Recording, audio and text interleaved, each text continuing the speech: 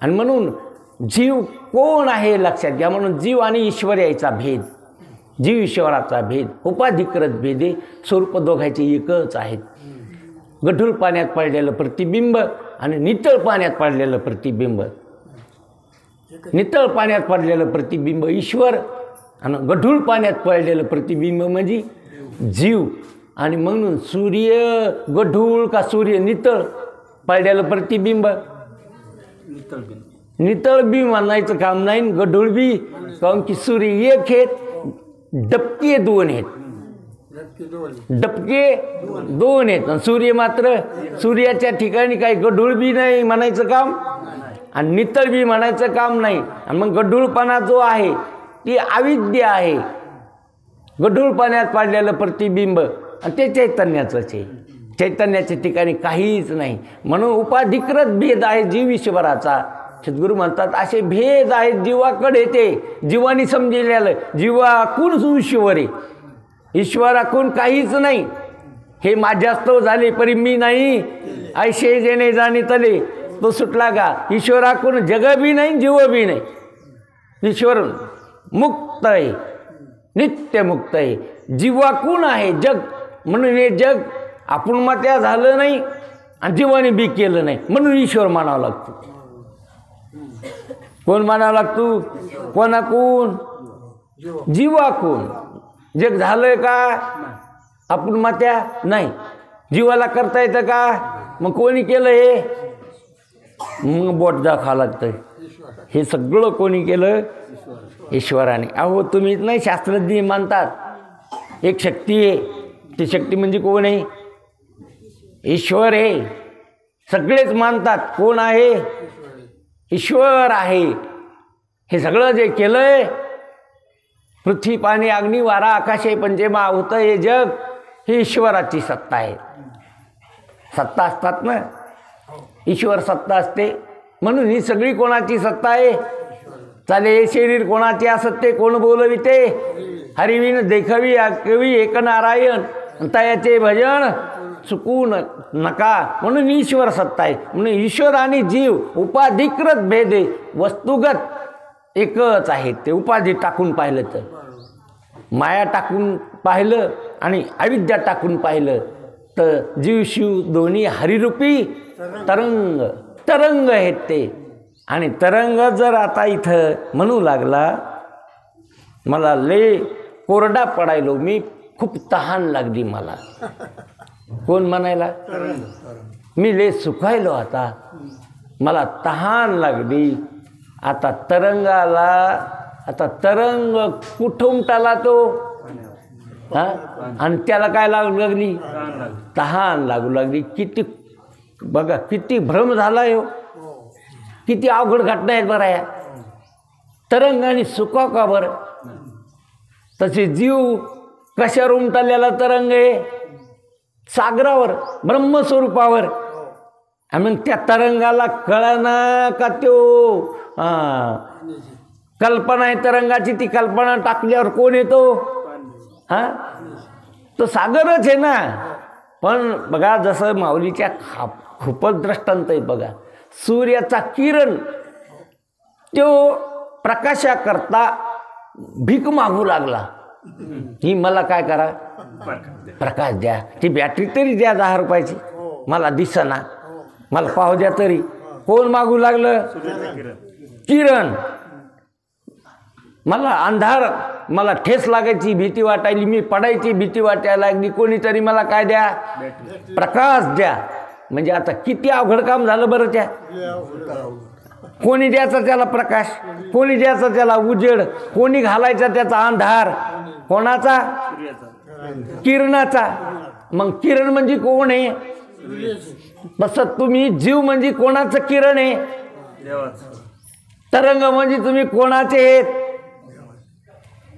परमात्म्यावरच उठलेलं काय एक तरंग आहे. अहो ते टाकून द्या कल्पना. संकोचवणी कार्य झालाशी लहान, घेई अपोषण. अरे ब्रह्मांड जाळण्याची शक्ती आहे तुझ्यात. म्हणून इतकुसा जरी कोलंत असला तरी ब्रह्मांड जाळण्याची तिच्यात काय आहे? शक्ती. उपाधी लहान आहे का स्वरूपाने लहान आहे? ते उद्बत्तीवर तो असणारा कोलंता उपाधीमुळे लहान आहे का स्वरूपाने लहान आहे? तसं तुम्ही उपाधीनं लहान मनाने तुम्हाला का स्वरूपाने लहान आहे तुम्ही? म्हणून उपाधी वेगळी ईश्वराची, उपाधी वेगळी जीवाची. उपाधी सोडून जर पाहिलं तुम्ही निरुपाधिक आहात. कोणतीच उपाधी. म्हणून तुम्ही हे सद्गुरू सांगत असतात, हे सद्गुरूच्या संगतीत कळत असतं मी निरुपाधिक आहे. कोणतीच उपाधी माझ्या ठिकाणी नाही. नाही स्थूल उपाधी, नाही सूक्ष्म उपाधी, नाही कारण उपाधी, नाही महाकारण उपाधी. ह्या उपाधीहून मी कसा आहे? उपाधी वेगळे, तुम्ही निर्विकार. कोणताच उपाधी तुमच्याकडं नाही. तुम्ही निर्विकार आहेत, अव्यक्त निराकार आहेत. अव्यक्त निराकार नाहीत. ज्या आकार जेथून चराचर हरीशी बजे. जेथून म्हणजे स्वरूपावरच, हरीवरच चराचर कल्पित प्रतीतीला आलं. म्हणून असं तुमचं वास्तव स्वरूप आहे. म्हणून हा जो भेद आहे, जीव ईश्वराचा भेद, जीव जीवाचा भेद, अनेक जीव आणि अनेक जीवात अनेक जीवाचा काय? ते एक जीव, ते एक जीव, ते एक जीव. मुंगी म्हणजे काय बापा इतकुसा जीव. हत्ती दिसला की म्हणते काय बापा मोठा लट जीव. हत्ती दिसला की मोठा जीव, आणि मुंगी दिसली तर मग आता उपाधीनं लहान मोठे आहेत का स्वरूपाने लहान मोठे आहेत? हां, मुंगीची उपाधी कशी? लहान, म्हणून त्याच्यातला जीव लहान का? हत्तीची उपाधी मोठी. बघा ना, लहान फुगा आणि मोठा फुगा. मोठा लट एक काय फुगा आहे आणि एक, आणि मग आता त्याच्यातलं वारा लहान आणि मोठ्या फुग्यातला वारा मोठा. हे असं आहे का? उपाधी वेगळी वेगळी. लहान उपाधी, मोठी उपाधी. उपाधिकृत भेद आहे का वाऱ्यात काही भेद आहे? आणि उपाधी खोटी आहे. तसं जीव जीवाचा जो भेद आहे, वाटत हे जीव ते जीव ते. अरे जीव बघा, जीव स्वरूपाने एकच आहे. कल्पनेनं तो झालेला आहे अज्ञानामुळं. नाही तर जीव जीवात कशाचा भेद आला? खोट्या बघा, खोट्यात कुठं भेद असतो का? हा, लहान्या गाडग्यातलं आकाश आणि मोठ्या गाडग्यातलं आकाश, बोळक्यातलं आकाश आणि रानातलं आकाश. रानातलं आकाश मोठे आणि बोळक्यातलं आकाश. हा, आता उपाध्या वेगळ्या आहेत, त्याच्या आकार वेगळे आहेत का? आकाश वेगळं आहे त्याच्यातलं. आणि मग ते एकूण एकाला नाबं ठेवू लागलं. मोठं आकाश रांजण नाबं ठेवू लागला बोळक्याला. तो काय खरं आहे? इतकंसं तर पाणी बसतं यात. कोण नाबं ठेवू लागलं? आकाश. कोणचा आकाश? रानातलं. जरा मोठं होतं ना ते. हो, 25-50 घागरी त्याच्यात बसत होत्या पाण्याच्या. ते म्हणे पाय मी केवढा आहे. कोण? ते आकाश मी मोठा आहे. आणि लहान्या ते बोळक्यातल्या आकाशाला म्हणू लागलं तो काही खरं नाही. आता याच्यातलं काय खरं आहे? हा, रान्ना बघा, बोळक्यातलं आकाश बोळकं नाही आणि रानातलं आकाश रांजण नाही. असं कोणी ध्यानात घ्यावं? बोळक्यानी का रानानी? कोणी ध्यानात घ्यावं? हे आकाशाने की मी बोळकं बी नाही, मी रांजण बी नाही, मी व्यापक आहे, मी सगळा आहे, सगळा भरलेला. तसं जीव जीवाचा भेद. म्हणून हे जे जरा ज्याच्याकडे ले मठ येतं ना, कसं असतं, महाराजाचे दृष्टांत असे आहेत काही काही. त्या घाण झालेली असते तिथं आळ्या तयार होत असतात. मग जी मोठी आळी खाती ती ले मोठं, ती घाण ती जरा मोठी होती. आणि ती लहान असते, तिला काही मिळत नाही म्हणून ती लहान. पण ती मोठी आळी त्या लहान आळीला गरीब समजते. तो काय खरं आहे? तो काय खरं आहे? पाय मी किती खाल्लं, कशी मोठी झाली. कोण म्हणाली? सगळ्याच खाऊन ती मोठी झाली. बाकीच्याला खाऊच दिलं नाही तिनं. आणि ती काय झाली आणि मग दुसऱ्याला नाबोट ठेवू लागली तुमचा गरीब आहे तुम्ही तुमचं काही खरं पण काय खाल्लं तो काय खाऊन मोठी झाली तू लोकांचं शोषण केलं आणि काय शोषण केलं पुन्हा नाही हे बी नाही कळत का तुम्हाला काय खाल्लं तिनं लोकांचं दुसऱ्याला खाऊ दिलं नाही सगळेच आपणच खाल्ली मोठी झाली पण काय खाऊन मोठी झाली काय खाल्लं तो म्हणून उग कोण गरीब कोण श्रीमंत आणि कोण काय अरे याच्यात भेदच नाही दोघांचे स्वरूप एकच आहे जीव जीवात भेदच नाही कल्पना टाकून दिली तर वास्तव जर काळात घेतलं तर जीवच नाही तुका म्हणे कैचे कैचा जीव कोठे कैची किव कोठे जीव आता काय किव करू देवाकड काय मागू देवाला कुठं मी वेगळा आहे देवाहून कशी किव भाकू देवाला की हे दी मला ते दी मला ते दी मी किव करायसारखं काही राहिलंच नाही आमच्यात भेदत नाही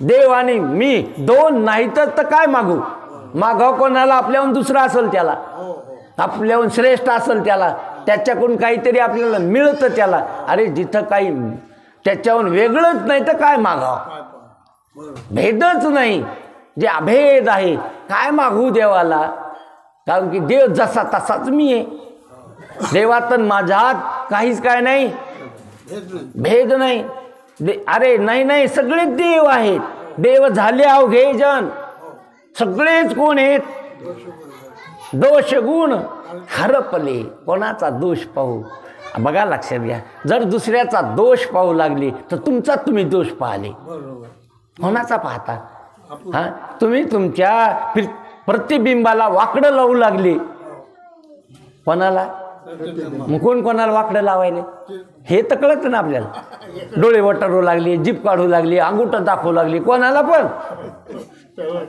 कोणाला तुमच्याकडे जे आलं ते एखाद्या माळावर जाऊन उभा राहू लागला आणि शिव्या देऊ लागला तो कोणाला आल्या त्या त्यो जे बोलल ते त्याच्याकडेच येत असतं मग हे जे आहे कोण हे सगळं देव झाले अरे तुम्हीचे सगळे जे आहे ते तुमचेच प्रतिबिंब आहे तुम्हीच आहेत देव झाला अवघे जन सगळे तुम्हीच आहेत तुमच्या वाचवून वेगळंच नाही उगाच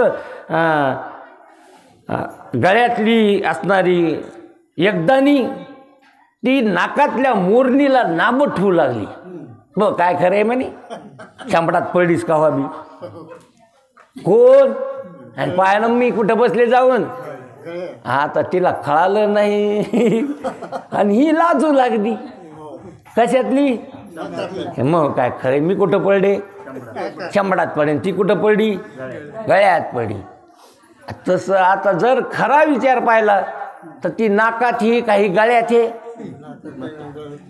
गळ्यात बी नाही आणि एकच येते म्हणून जीवाचा जो भेद देते कल्पना टाकून दिली ते एकच आहे सगळे कोण आहेत जीव परमात्माचे परमात्म्या वाचून त्याचं अस्तित्व नाही असणं नाही म्हणून जीवाचा भेद महाराज म्हणतात जीव जाडाचा भेद हे जड आहे याच्यात बी काय आपल्याकडे भेद आहे म्हणून सोनं कुठं बी पडतं आणि सोनं कुठं पडत नाही त्याच्यात काय केलं तुम्ही भेद केला सोनं बोटात आणि लोखंड टपर गाड्यावर विकायला फॅक्शा घ्यायला त्याच्यात बी काय केला जीव जडाचा बी काय केला जडजाडाचा बी भेद नाही तर हे सगळं कसं आहे सोनं तरी जड माती तरी जड हिरे तरी जड सोने रुपये आम्हा मृत्तिका समान ही नजर असती संताकड त्याला सोनं वाटत नाही लोखंड बघा गोरुबा काका शेतात गेली सरपण आणण्याकरता आणि गेल्यानंतर सरपणाची मुळी घेतली येऊ लागली पोरगी मागत होती त्याची लहान पोरगी आपली मागं लागली त्याच्याबरोबर येता त्याला एक सोन्याचं कडं दिसलं रस्त्याला मग त्याने असं मातीनं उकरीलं पायाने आणि ते कडं त्याच्यात टाकलं वरून माती टाकली आणि ते तिनं थांबलं ते थांबलेले पाहिले पोरीनं म्हणजे बाबा काहून थांबले इथं ते पुढं गेले हिनं ते उकरून पाहिलं तर काय दिसलं ते कडं दिसलं तिथंच बसली ना अगदी बोंबलायला मोठ्याने, ठण ठण ठण. यायला वाटलं हिला डसलं काहीतरी. त्याने मोळी टाकली धावून आली. आणि मग म्हणजे काय झालं? म्हणजे तुमच्या पोटी जन्म घेणं मूर्ख ठरले मी. कोण म्हणती? तुमच्या पोटी मी जन्माला आले हे माझा फार मोठा काय झाला गुन्हा झाला. म्हणजे काय झालं काय? पण हे एवढं व्हायला काय झालं? म्हणजे तुम्हाला संत म्हणून घेता सोनं सोनं वाटायला तुम्हाला. काय म्हणून घ्याले? संत म्हणून घ्याले स्वतःला. आणि तुम्हाला काय वाटलं? सोनं सोनं. नाही म्हणजे तसं नाही वाटलं. मला वाटलं मी जाईन आणि ही पोरगी आहे ही उचलून घेईन. ही काय घेईल म्हणून मी ते पुरलं झाकून टाकलं. एवढंच मला. म्हणजे तुम्हाला सोनं सोनं वाटलं ना शेवटी. काय वाटलं? सोनं वाटलं तुम्हाला. तुम्हाला माती झाकली का तुम्ही? कारण किती माती आहे असं वाटलं. आणि हे काय वाटलं? म्हणून मी म्हणाले तुम्हाला मातीत आणि सोन्यात फरक वाटला. कशात? म्हणून तुम्ही कीर्तनकार बी महाराज पहा, त्याच्या गळ्यात लॅकेट असतं, बोटात छल्ले असते, तर पुढं छल्ले करू कीर्तन सांगत तू. काय सांगत तू? म्हणजे त्याला काय त्याला भेद राहिला का नाही? हा, हे बोट आहे, माझं बोट आहे, आणि त्याच्यात काय अंगठी. आणि म्हणून त्याला त्याच्या ठिकाणी काय वाटायला? आता दिसता भेद दिसायला तासता असल याच्यात काय नवले नाही, हे तर कळत ना तुम्हाला. म्हणून बरेच महाराज लोकांच्या गाड्याने पिस्तूल येतं. वास्तव आहे बरं. काऊन? कशामुळं महाराजाला पिस्तूल? काय गरज आहे महाराजाला गाडीत पिस्तूल बाळगायची? भाव त्याला माहिती आहे सुपाऱ्या दांडग्या आता आपल्याकडे दागिने आहेत. वाटांनी जर आड केली तर मग आपल्याला काय पाहिजे? मंत्र्याला काय लागत ती पिस्तूल लोक मागं पुढं.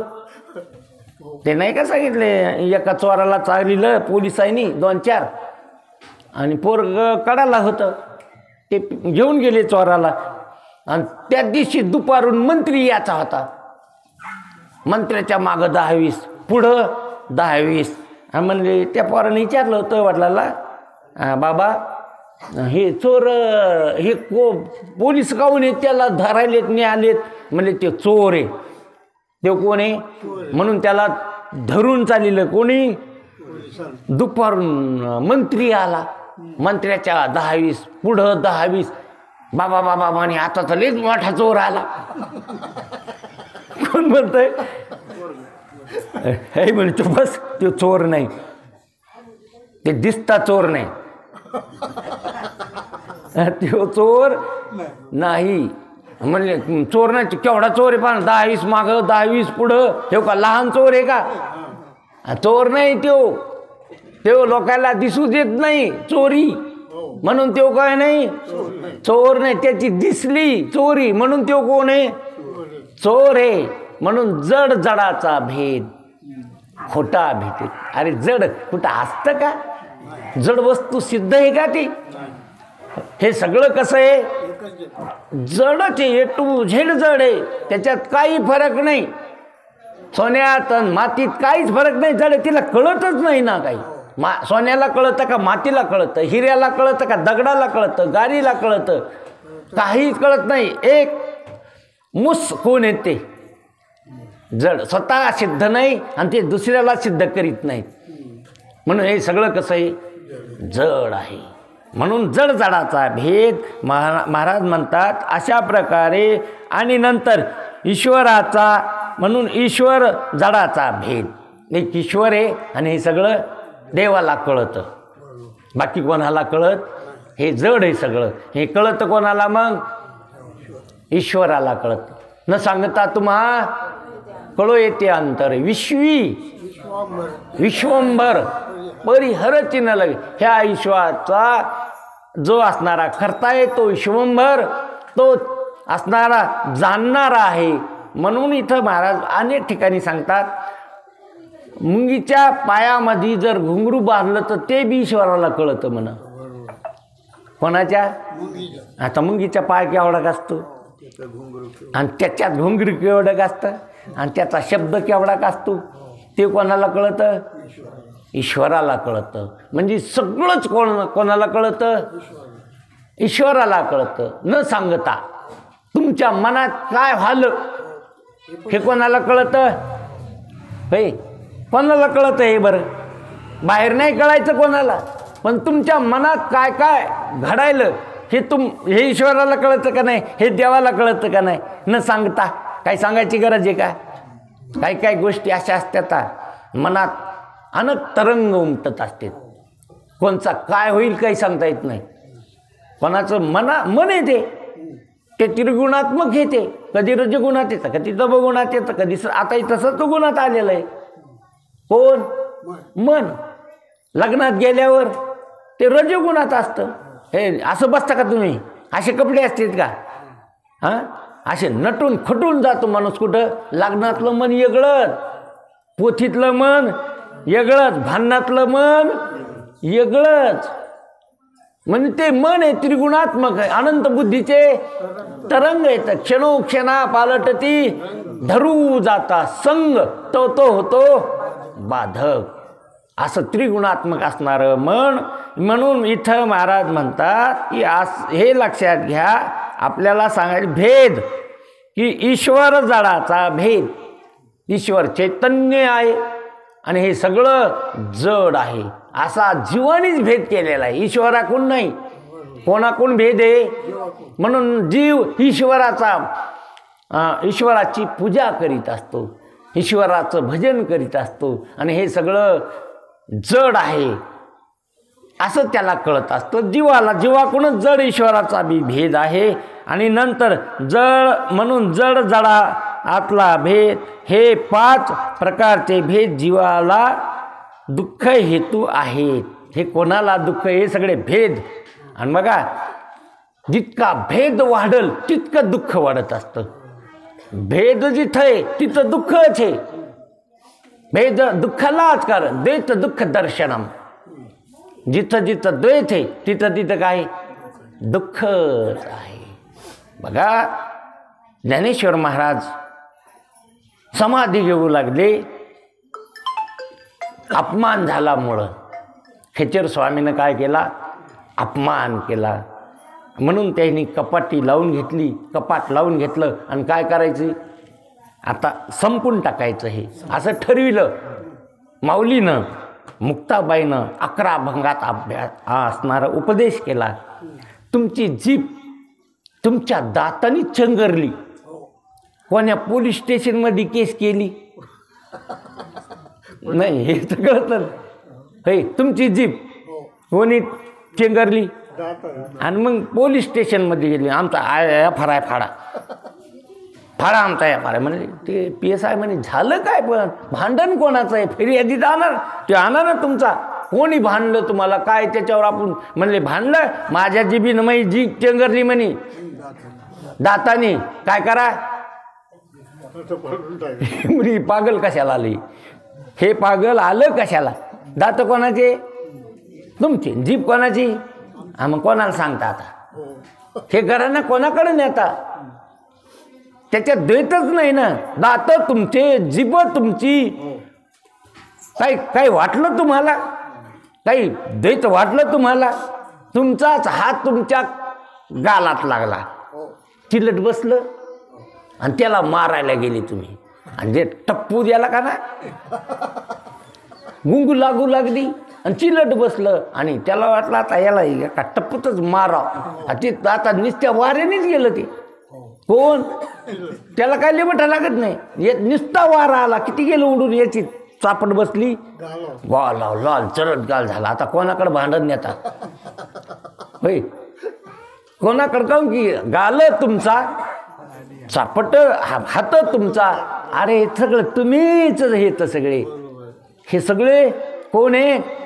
म्हणून आपण तरुणी तराला तारा ताटीवगडा ज्ञानेश्वरा.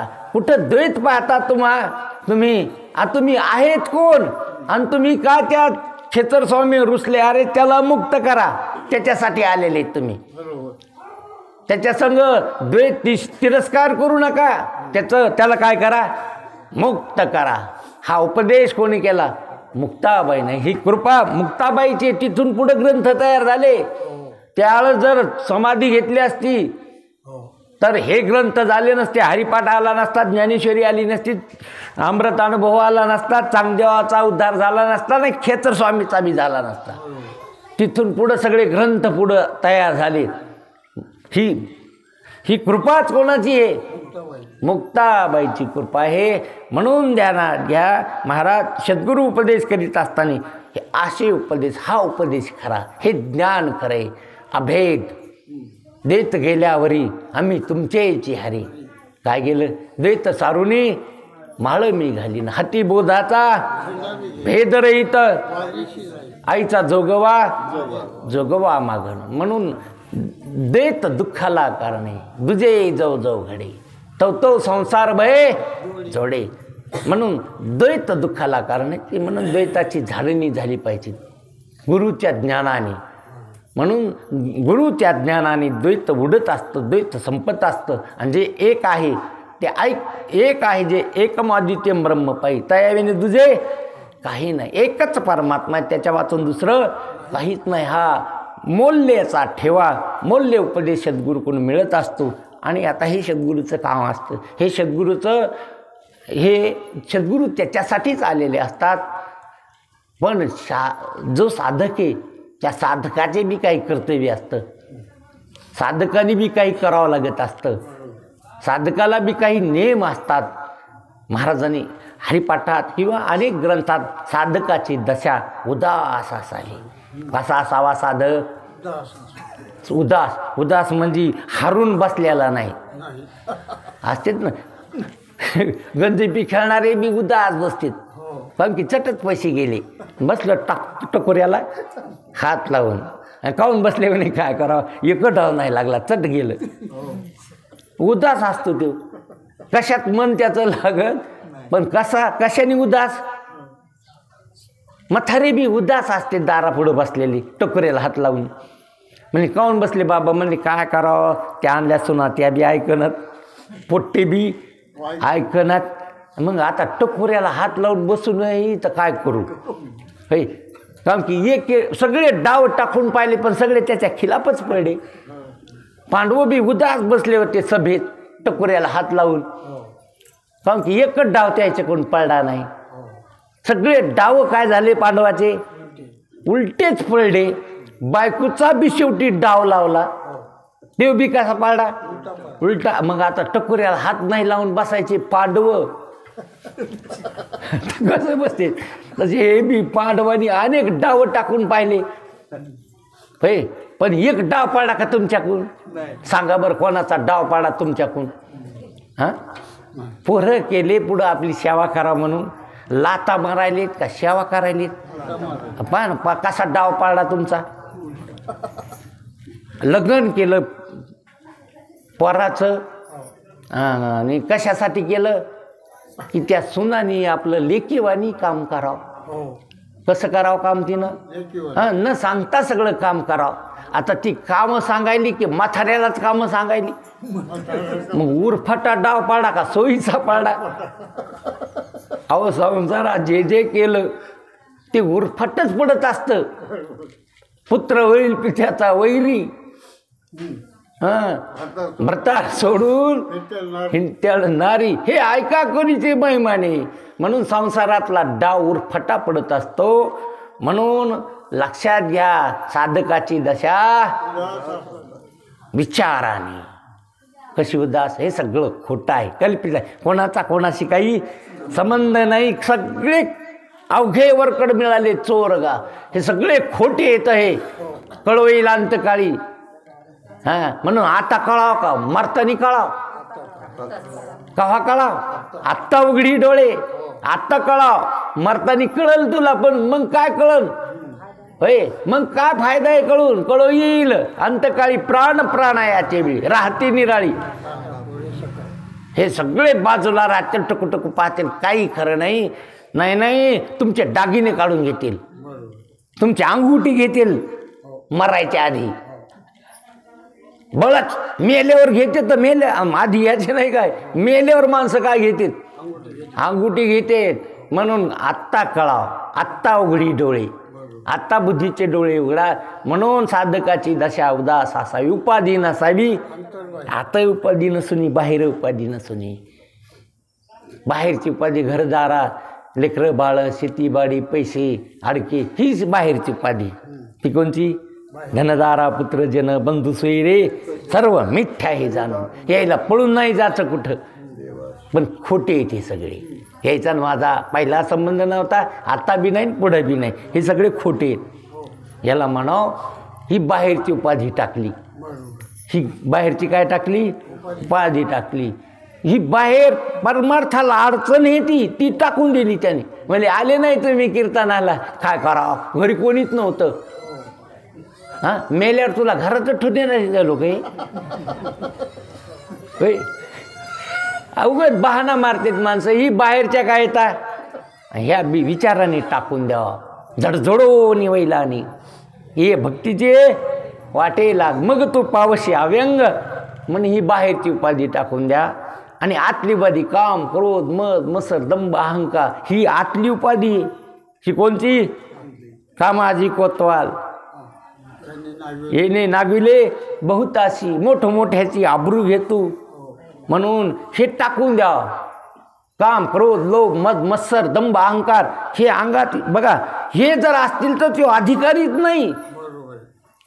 हे जर त्याच्या ठिकाणी असतील तर तो श्रवणाचा, ह्या ब्रह्मज्ञानाचा कोण नाही. काम, क्रोध, जयाचे अंतरी नाही अधिकारी, ऐसा येते. इथं तो काय नाही, अधिकारीच नाही. म्हणून हे टाकून द्यावं विचाराने.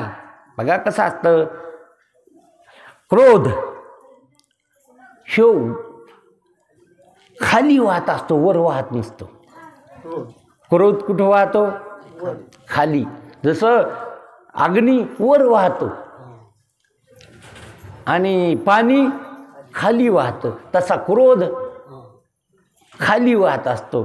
शाळेमध्ये मुलाला जर शिक्षकाने मारलं तर ते शिक्षकाला काही म्हणत नाही, घरी येऊन दप्तर फाडितं. ते राग कुठं? दप्तरावर फाडितं.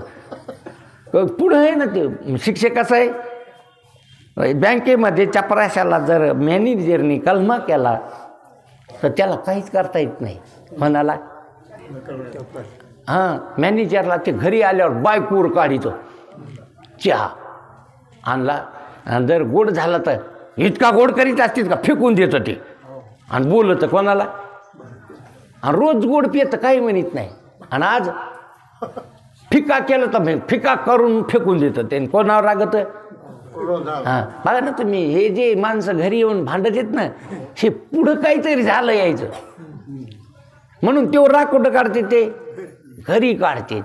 पुढं नाही वाहता येत ते क्रोध, खाली रिचित ते.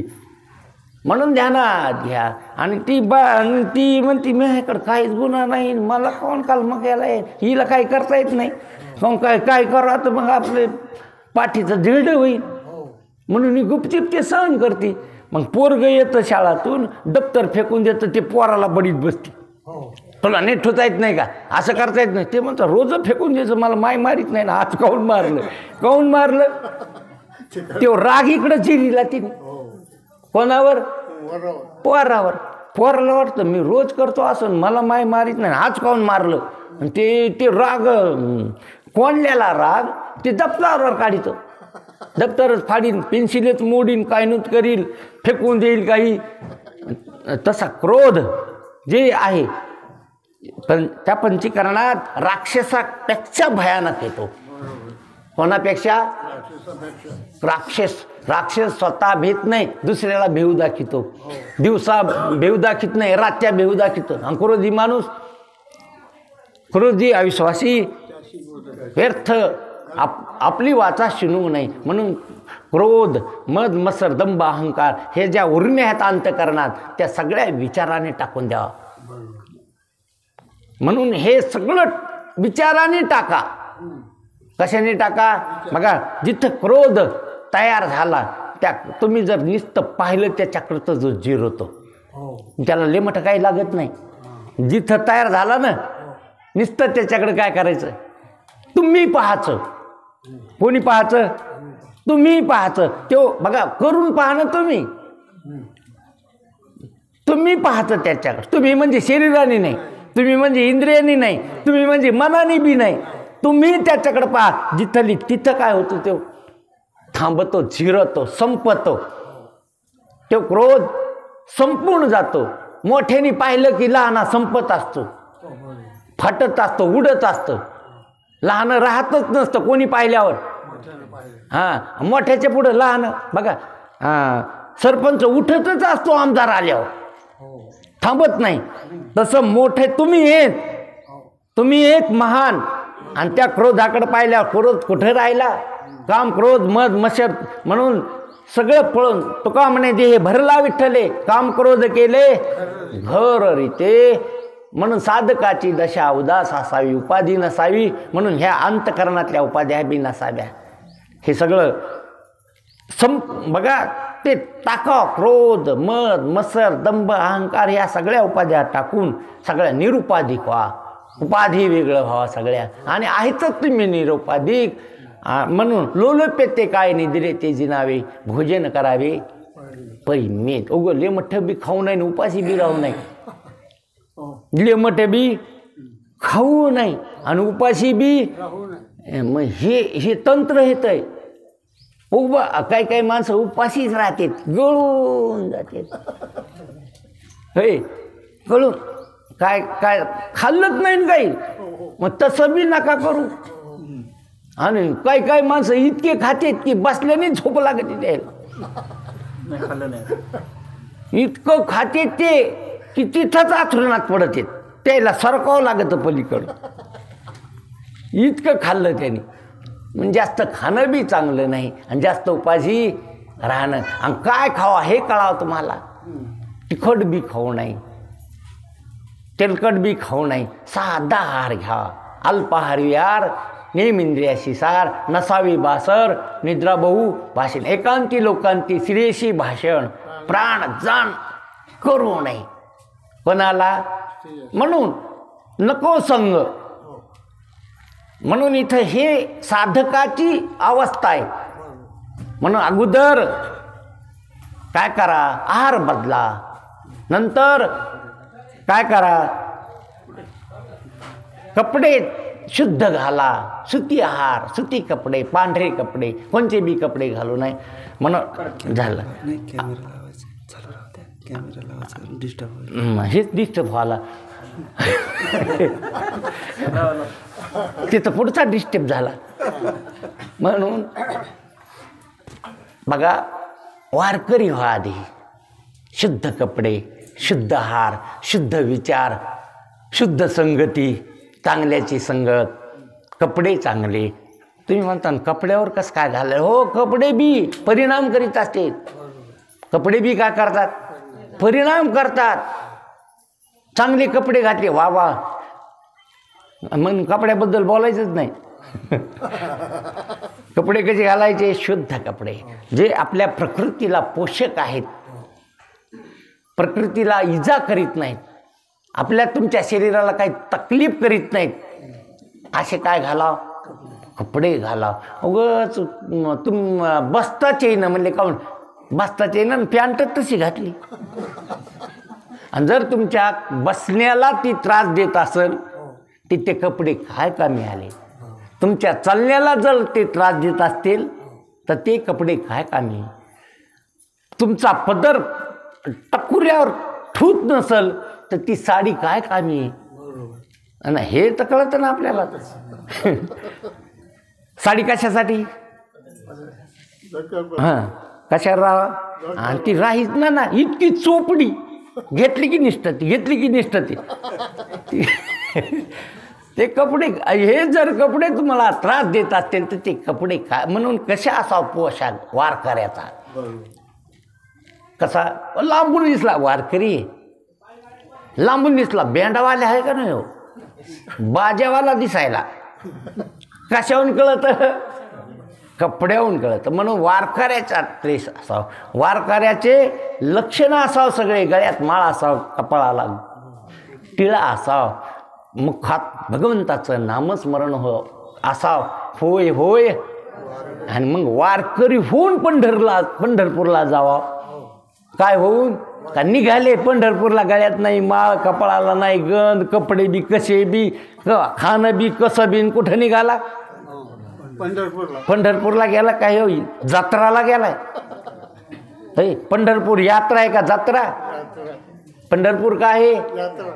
तुका पंढरीला गेला, पुन्हा नाही जन्म आला. तुकाराम महाराज पंढरपूरला गेले तर पुन्हा कशाला नाही आले? आणि हे पंढरपूरला गेले आणि घरून येऊन मेले. हे पंढरपूरला गेले की हौशे नवशे गेले. म्हणून ध्यानात घ्या अगोदर. म्हणून अगोदर साधक कसा असावा, काय साधकाची अवस्था. म्हणून हे सगळं बदलाव साधकाने. कपडे बदलाव, आहार बदलाव, विचार बदलाव.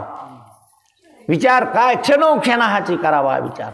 विचारावर आरडो व्हावा त्याने. हे सगळं खोटं आहे. संतांच्या संगतीत कळून घ्यावा त्याने आणि आपला निश्चय बदलाव. कोणी? साधकाने. मी सच्चिदानंद ब्रह्म अशा बोधावर यावा त्याने.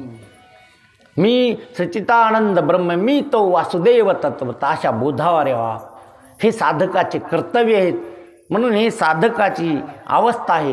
कोण साधक? ज्याच्याकडे विवेक, वैराग्य, समाधी, षटक आणि मुमुक्षुता तयार आहे. हे साधनावर जो आरूढ आहे तो साधक. आणि ग्रंथ असणारा. आणि पुन्हा हे साधनं झाले आणि अधिकार आल्यानंतर मोक्ष मिळविण्याकरता सद्गुरूची सेवा तनु मनो जीवे, चरणाशी लागावे, अग्रत करावे दास्य सकळ. तो मोक्ष सद्गुरूच्या संगतीत प्राप्त होत असतो. म्हणून साधकाने आपलं शरीर, आपलं मन, आपलं धन सद्गुरूला अर्पण करावं. गरज नाही द्यायला, पण आपण संकल्प करावा. आपण त्याच्यातली आसक्ती टाकावं. त्याला गरज नाही तुझ्या ह्या खोट्या वस्तूची. नाही लागत त्याला धन, नाही लागत तुझं शरीर, तुझं फक्त मन लागतं त्याला. काय लागतं बघा. चांगदेव महाराज, नामदेव ज्ञानेश्वर महाराजा पुढं बसले. चांगदेव 65 ऐकायला. तर काय दिलं त्याने? त्याचं आत्मा द्याला त्याने का त्याचं शरीर दिलं? शरीराची गरज नाही. शरीराला काही कळत नाही. आणि त्याचा आत्मा आणि ज्ञानेश्वर महाराजाचा आत्मा दोन नाहीत, फक्त मन दिलं.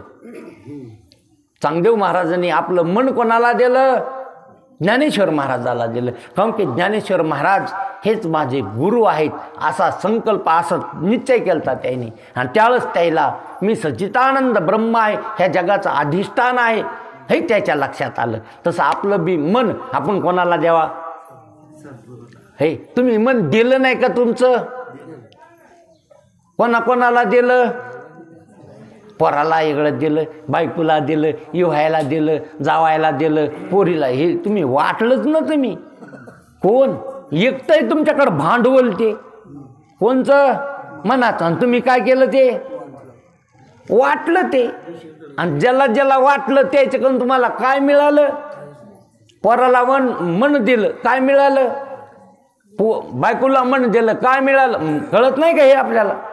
हे काय करणारी? किती मन दिलं तुम्ही, काय मिळतं तिच्याकडून? काय मिळालं तुम्हाला? आणि तेच मन तुम्ही सगळ्यातून काढून घेतलं आणि सद्गुरूला दिलं. काय मिळालं?